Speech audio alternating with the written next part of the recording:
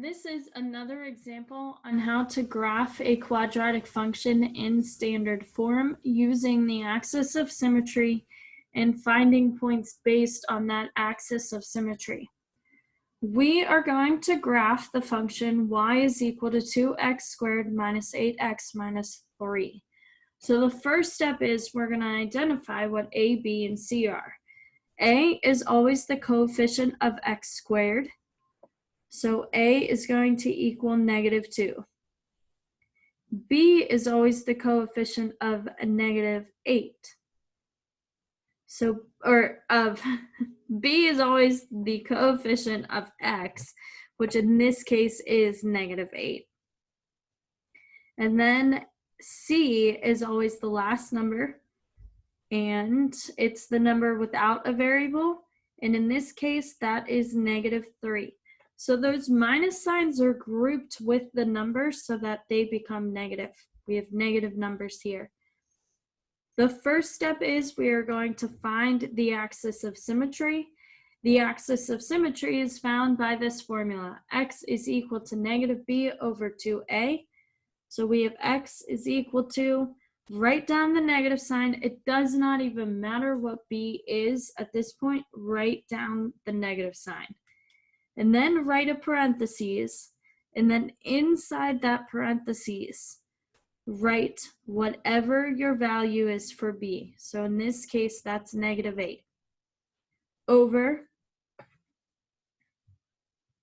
2 times, and again, we can put the parentheses there, and then in place or inside the parentheses, we are going to replace a with -2. And then simplify that down.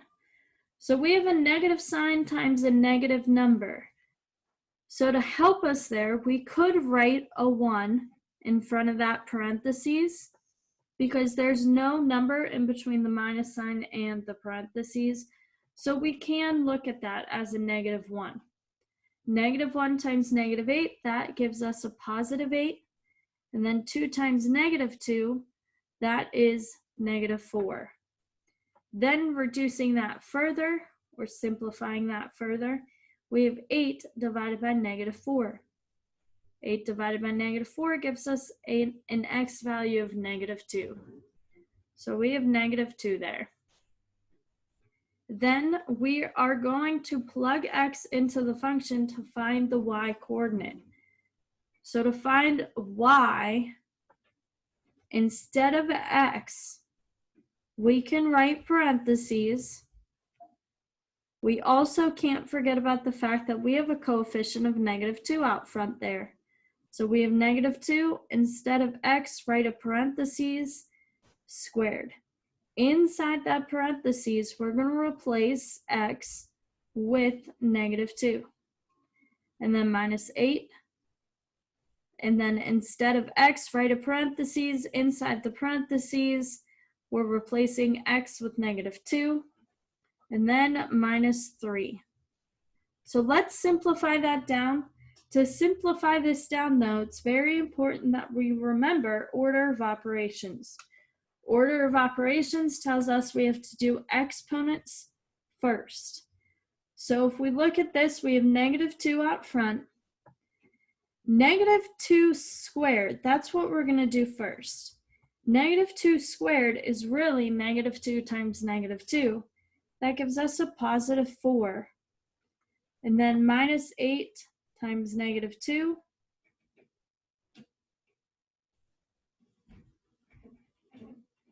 -3. Now the next step in order of operations is multiplying. So -2 times 4, that gives us a -8. -8 times -2 is a +16, and then -3. Next, we add and subtract left to right. So -8 plus 16, we're going to do that first because that was the first operation we see. So -8 plus 16, that's 8 minus 3. That gives us a positive 5. So just as before in the first video, these two combined to give us a point -2, 5. So let's plot that point on our graph, -2, 5. So -2, 5 tells us we're going to the left 2 on the x-axis and then up 5 on the y-axis. And then make your point. Now the next step in this process is we are going to find the y-intercept. So we're going to have y is equal to -2 times 0 squared minus 8 times 0 minus 3. Everywhere you see an x, instead of writing an x, you're going to write 0. So order of operations tells us to do exponents first. 0 squared is 0. But then 0 times -2 gives us 0. -8 times 0 gives us 0. So all of this, the beginning portion of this, simplifies to 0.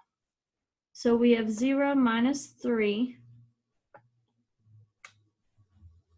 And 0 minus 3 is -3. So that also gives us a point for our graph. 0, -3. Let's plot that. So 0, -3, we don't move anywhere on the x. We just start at the origin and go down 3 on the y-axis. And then the vertex, that's what we got for this first point. That's the vertex. So -2, 5 is the vertex. And -2 we know is the axis of symmetry. So we can draw a dashed line at x is equal to -2 for the axis of symmetry.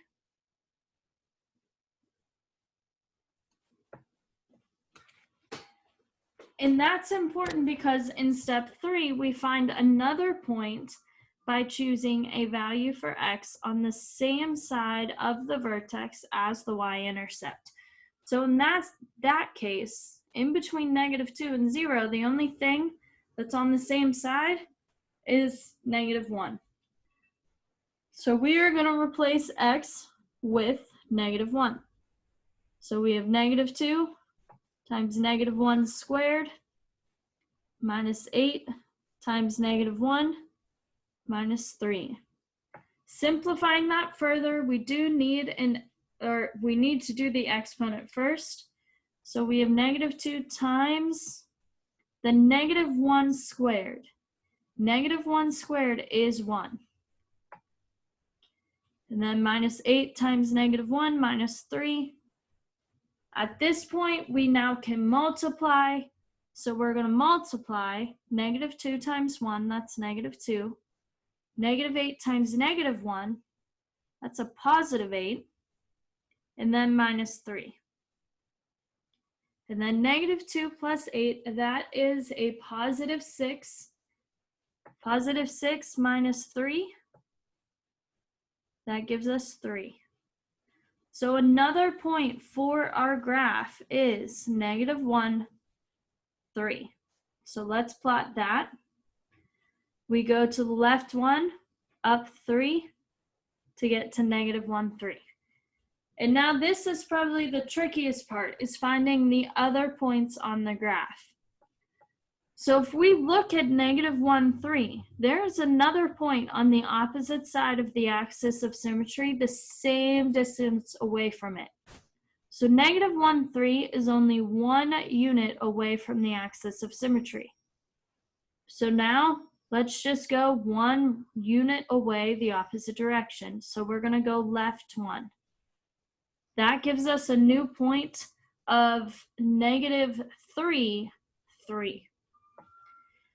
And then the next one, we are going to take the point 0, -3, and we are going to reflect that across the axis of symmetry. 0, -3 is 2 points away from the axis of symmetry.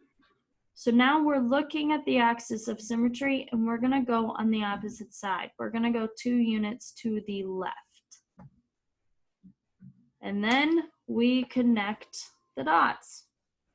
And if you look at this, this is different than the first example, the first video, because now the axis of symmetry, or now the parabola, is opening down. So whether you watch one video or both videos on graphing quadratic functions, you should be able to complete the lesson check for this section.